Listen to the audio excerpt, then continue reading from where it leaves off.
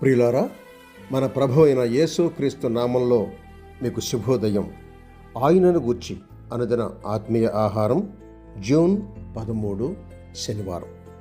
నేటి మన ధ్యాన లేఖనం సమూయేలు మొదటి గ్రంథం 16వ అధ్యాయం 12వ వచనం. అతడు ఎర్రని వాడును, చక్కని నేత్రములు గలవాడును, చూచుటకు సుందరమైన వాడునై ఉండెను. వ్యాఖ్యానాంశం దావీదు ఎర్రనివాడు.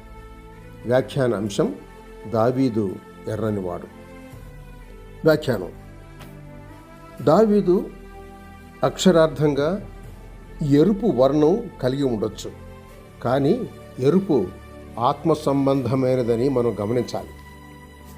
పరమగీతం గ్రంథం 5వ గీతం 10వ వచనంలో నా ప్రియుడు ధవళవర్ణుడు, రత్నవర్ణుడు అని ఉంది. ధవళము అంటే తెలుపు, రత్నము అంటే ఎరుపు. ఇది క్రీస్తును గూర్చిన మాట. తెలుపు పరిశుద్ధతకు గుర్తు. పరిశుద్ధుడైన యేసు క్రీస్తు మానవుల పాపం నిమిత్తం సిలువలో గాయాలతో నింపబడి రక్తం కారుతూ ఎర్రగా కనబడుతున్నాడు. ఇది రక్షణ కార్యం. దావీదు ఎర్రనివాడుగా వర్ణించబట్టానికి కారణం, దావీదు గొల్యాతును చంపి ఇశ్రాయేలును రక్షించాడు.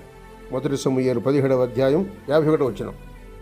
ఇలాగా ఎన్నోసార్లు శత్రువుల చేతుల నుండి ఇశ్రాయేలీయులను కాపాడాడు, అనగా రక్షించాడు. కనుక దావీదు ఇశ్రాయేలీయులకు రక్షకుడుగా ఉన్నాడు. అయితే యేసుక్రీస్తు ప్రపంచ మానవాళి అందరికీ రక్షణార్థమై సిలువలో రక్తం కార్చాడు. అట్టి యేసు వద్దకు రావాలి.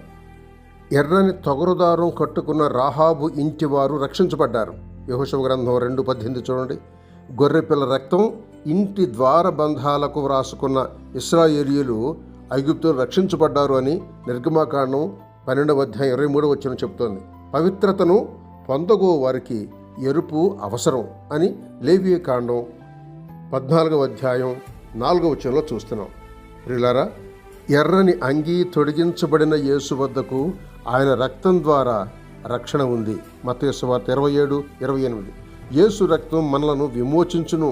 1 పేతురు పత్రిక 1వ అధ్యాయం 18-19 వచనాలు. యేసు రక్తం మనలను పవిత్రులుగా చేయును అని యోహాను రాసిన 1వ పత్రిక 1వ అధ్యాయం 7-8 వచనాల్లో చూస్తున్నాం. యేసు రక్తము మనలను ఆయనకు సమీపంగా చేస్తుందని ఎఫెసీ పత్రిక 2:13 బోధిస్తోంది. యేసు రక్తము మనలను ఉగ్రత నుండి తప్పించునని రోమపత్రిక 5వ అధ్యాయం 9వ వచనం చెప్తోంది. యేసు క్రీస్తు రక్తం ద్వారా మనకు సమాధానం కలుగుతుంది.